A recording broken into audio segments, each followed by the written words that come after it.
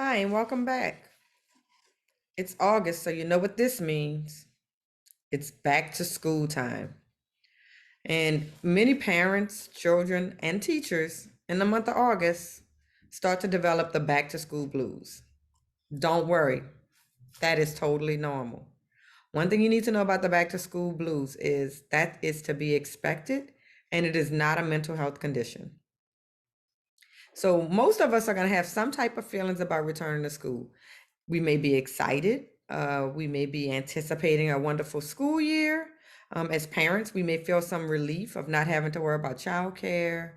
We may be, again, anticipating a wonderful school year, excited to the year of growth that our children are going to experience. As teachers, you may have some, apprehension or anxiety about what type of students you're going to get.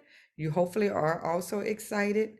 But any of these emotions are normal. It's normal for children to feel sad and worried about going back to school. Sad at the loss of the freedom for summer. Uh, Maybe sad if they're switching schools and changing environments. And also a little bit of worry about what this new school year will bring and what are the expectations. All of those things are really totally normal and nothing that you should be alarmed about. But there are some things you should do, especially as parents. So, as parents, the first thing you should do is normalize the emotions your children feel regarding school. Anything that they feel is okay, make sure that they feel it's normal.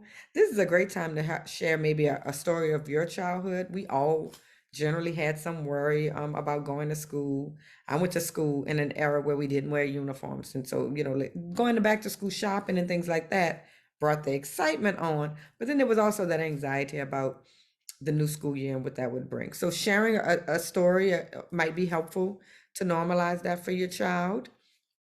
Also, providing structure. That is probably the most important thing you can do as a parent.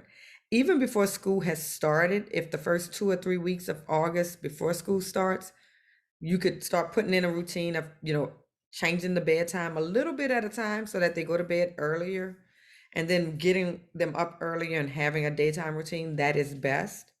If school has already started for your child, it's still not too late to make sure that you start to implement structure into their life. That's probably the most helpful thing you can do as a parent. Also, setting goals for the school year. I like to have my children set a goal for the year. What do you want to accomplish? Where do you want to see growth in? That's a wonderful thing to do right before school starts to get them excited about it. And then we can track it, especially if it's a goal that is measurable, we can track it to see your growth. That can keep you excited. The other thing you can do about, back to school is to positively reframe it. You can, oh, you're going to big boy school if they're going transitioning from, preschool maybe to kindergarten, first grade. Oh, you get to be a big boy.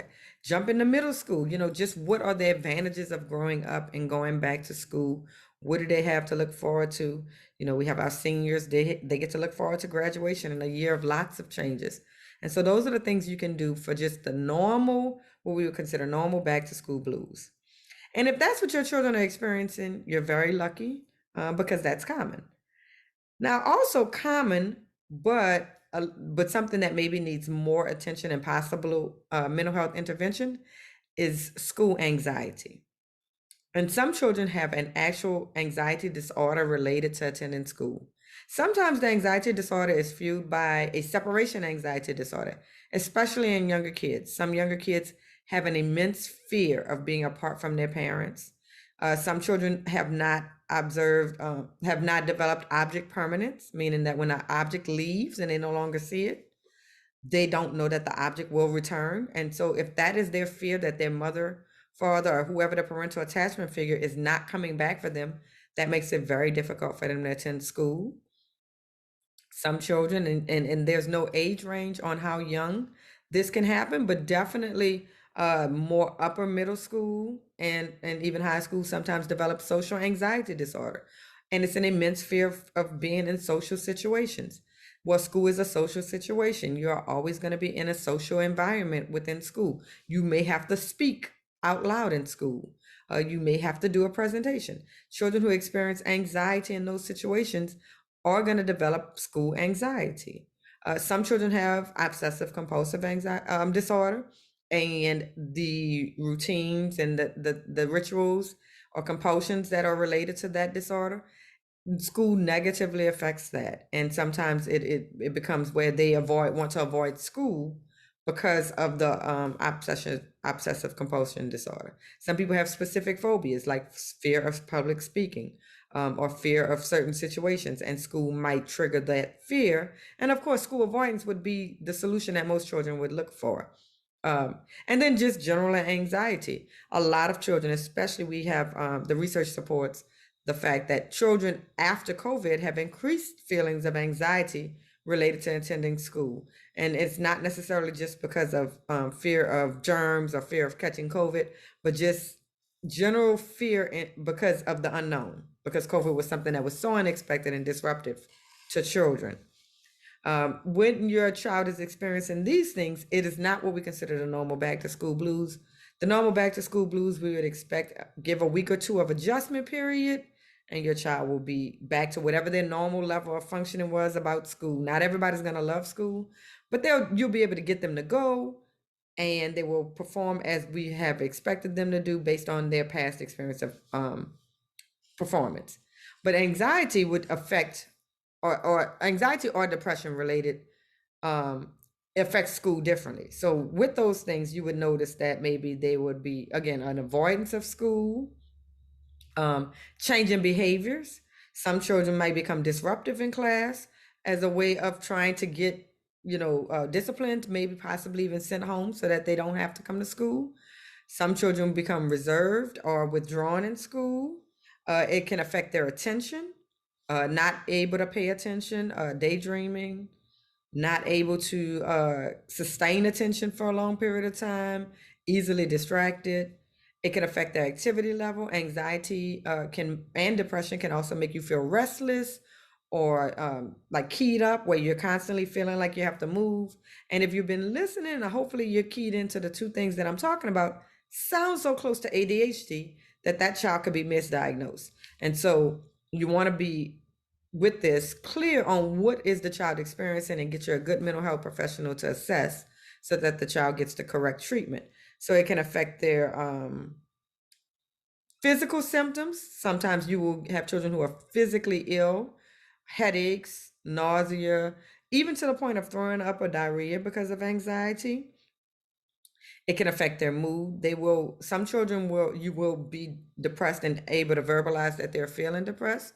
But some children may just say the word bored a lot. Everything is boring to them. They're constantly in a state of boredom. They have no interest or pleasure in anything. They don't get any joy out of the things that they normally did enjoy. They will be socially withdrawn, so not wanting to engage with friends, or turning down invitations to parties and things like that. Or they might be socially awkward, and that might be one of the things you notice, that so they are engaging with peers, but it's more of an awkwardness. Younger children, you might see tantrums, and like I said, older children, you might see more disruptive behaviors. All of these things are associated with anxiety and depression, and that they may play out at school. And so sometimes as a parent, you may not see it because it's not related to being home, it's related to being at school. So if you're a teacher and you notice these things, one, your job isn't to diagnose, it's to tell your parents what you're seeing. So don't say, hey, I think your child has ADHD. You would say, hey, I noticed that your child is not able to sustain attention and not paying attention. They seem to be daydreaming. They're keyed up and restless. I think that they would benefit from some type of intervention. If you're lucky enough to have a school counselor at your school or a school social worker, this would be a great time to tag them in if you see any of those things I'm talking about. Because the difference between school anxiety and school depression is that they're not going to resolve in the 1 or 2 weeks that we're talking about of adjustment. They're going to continue, and they may even get progressively worse, right? As a parent, the things that you can do is be an open space that they can talk. As a parent, I think the car ride to school and the car ride home from school is the best place because they have the undivided attention. Most schools don't allow children to bring their devices, so they don't have that technology that's interfering. You may have a radio in your car, you can cut that off, and just let them know, hey, this is your time. We can talk about whatever you need to talk about. You can normalize their feelings. You can maybe even give them tips on how to overcome what they're feeling. Or if you're feeling like this is beyond something that is your scope as a parent, you can identify a mental health professional and bring your child for further evaluation and treatment. So the first step is somebody needs to recognize, because sometimes these children get labeled as being bad, or they're pretending, or like somebody might say they're just faking, they're not really sick, or they may even go down the road of getting evaluated by a physical health doctor, and it's really something that needs to be addressed in mental health. So the first thing is to recognize, and the way you recognize is, one, look for patterns. The easiest thing to do is also talk with your child and ask them more about what they're experiencing. So I know you told me every day at 2 o'clock you get a headache. Tell me more about what you're experiencing. Oh, that seems like that's math class. That's also a class where you have academic concerns. Do you think that the headache might be related? Children, even as young as kindergarten, are able to tease those things out and have those conversations with you as a parent if you're open to doing them. So the next thing you can do is provide safety and structure. School is not negotiable, and as a parent, you know that. So don't pretend with your children that it is. It's one of those things that by law you are required to place your child in a school, not necessarily the school they attend. So if for whatever reason you feel the school they attend needs to be changed, that's perfectly fine. You have, as a parent, every right to decide where your child will be educated. But we don't get to decide if our child will be educated, because that is it's a law that we have to have our children in school. And so that's one of the places where you provide that structure of, you have to go to school, but these are the things maybe you can control. We can control, whether or not you go to before care, after care, whatever within your control. Maybe those are the things you can control. You want to provide safety by verbally saying, this is safe for you to talk to me about anything, but also by demonstrating safety. If there's an issue at school, going to have it addressed, talking to whoever is in charge, and having great communication between you and the school. And then the other thing is to be very aware of what's going on at the school, because sometimes the anxiety or depression are related to things that are happening in the school environment, and you may not know, and the teachers may not know, because your child has not told anyone. So if bullying is happening, we would expect that there would be some anxiety and or depression related to being bullied at school. So you want your child to know that if that is happening, one, what is the definition of bullying? And two, that they can always come to you and that you will address it appropriately, so that they don't have to have a fear of going to school. Some children just have problems getting along with other children, and that can cause you to feel anxious. If you feel outcast or isolated, some children are naturally friendly children. They know how to make friends. Making friends is a skill, and not every child has that skill just innately, but that skill can be taught. This is another area that if there is a school counselor or school social worker, it would be a great time to tag them in to say, hey, I think my child may need some help with social skills, because I think that's why they're having this school avoidance problem that is also causing them to have anxiety about going to school. So nobody wants to go to a place and spend an entire day feeling isolated and alone. So you would normalize that, but then you would try to provide an intervention, but not say, hey, you don't have to go to school, because that wouldn't be true. So we want to be honest with our children. Academic problems. So if anybody has ever tried to do something that is very stressful for them for a long period of time, and what we're asking our children to do if they have any kind of academic concerns is 7 hours a day, stress their brain out, then I would probably want to avoid that too. So anything you can do to help your children academically, especially if they have academic concerns, that's going to help with the feeling of anxiety and depression. If you know your child has a diagnosed academic issue, providing outside tutoring is very, very essential, in addition to whatever the school is offering. But also finding other opportunities for them to feel very successful. So they may not be, an A student. Well, a C student is considered average, and most of us are average. So if they're a C student, that may be acceptable, but find other places where they can feel like they're a star. So everyone has talents, and giving your child the opportunity to develop all of their talents and be well-rounded is probably the best thing you can do for that. So some children go to school and they excel at sports, or they're part of the drama club, or they're an excellent artist. You want to feed that, and you want to make sure that you provide the positive reinforcement for that. And also you want to be able to tell the teachers, listen, my child may have some difficulties in math, and they might require overlearning, or they may require more time in the math department, but they're an excellent artist, and give them opportunity to display that as well, within the limitations of the school. So anytime a child has academic concerns, we would expect that they may have some anxiety and or depression related to that, because it is very, very stressful. And so you want to provide stress relief. Some children can come straight home from school, go right into doing homework.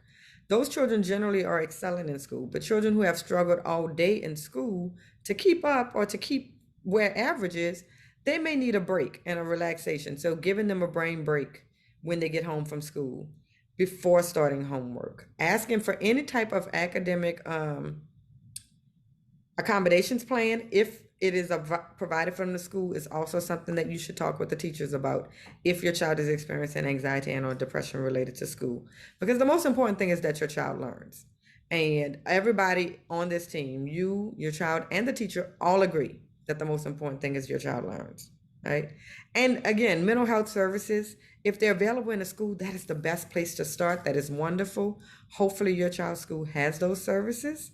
If they are not available in the schools, there are places outside of the school that you can get mental health services.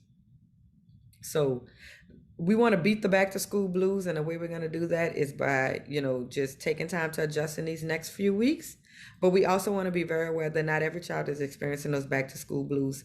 And those who are experiencing anxiety and or depression related to going back to school, we want to provide them the services that they need. Are you having the back to school blues, KJ? I'm starting to get a little more excited, a little more happy now.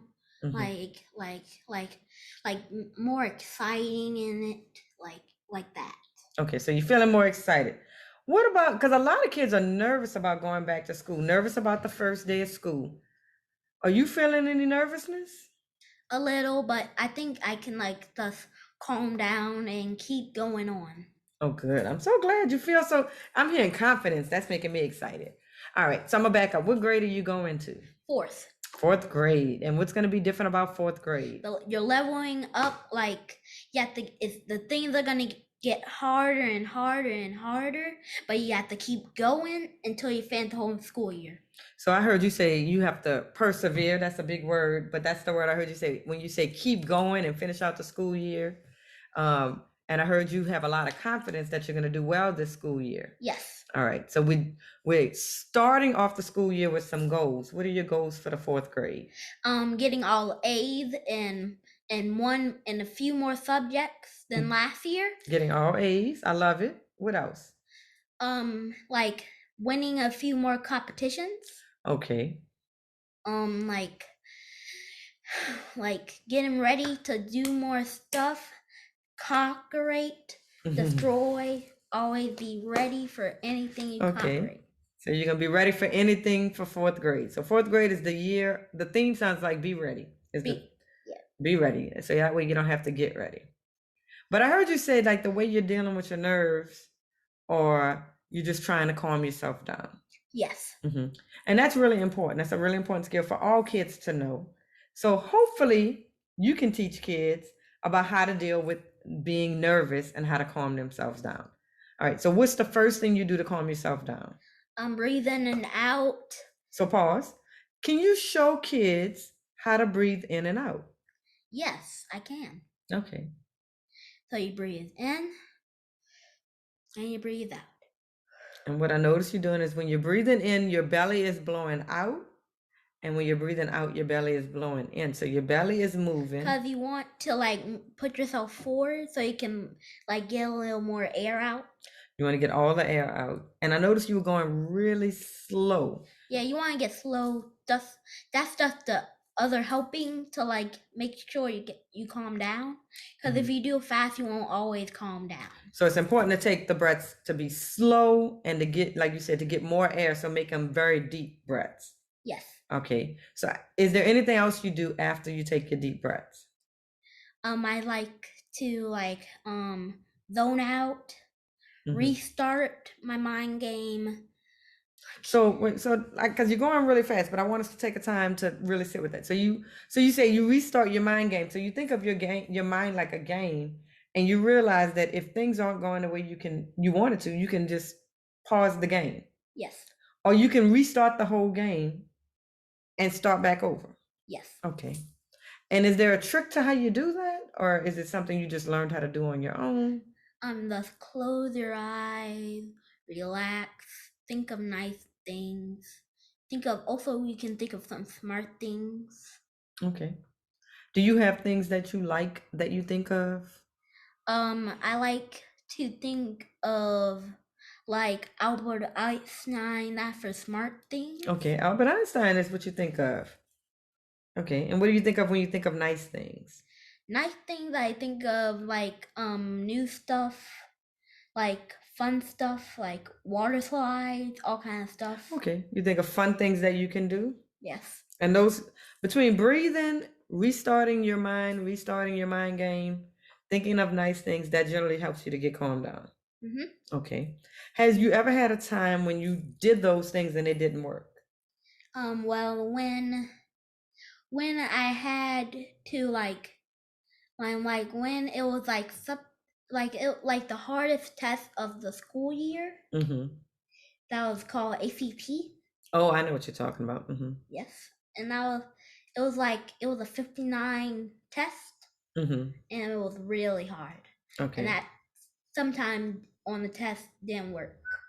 Okay, and so what did you do when the breathing didn't work and the restarting your mind didn't work? Because you survived that test. Yes. Okay, so what did you do? Well, I just tried to do everything that I could, and I just tried to get as much things as you could, because it wasn't for a grade. It was to see how smart you are. Okay, and so you kind of, what I'm hearing you say, and again, another big word, is you use rationalization. Yes. Which means you looked at it rationally and realized this is not for a grade. This is just a test to see how smart I am. And that's how you calm yourself down. Is there anything else you did? Like I did a few more things. I tried looking at it as closely as I can, and like re-seeing it, because sometimes I misword some things. Okay.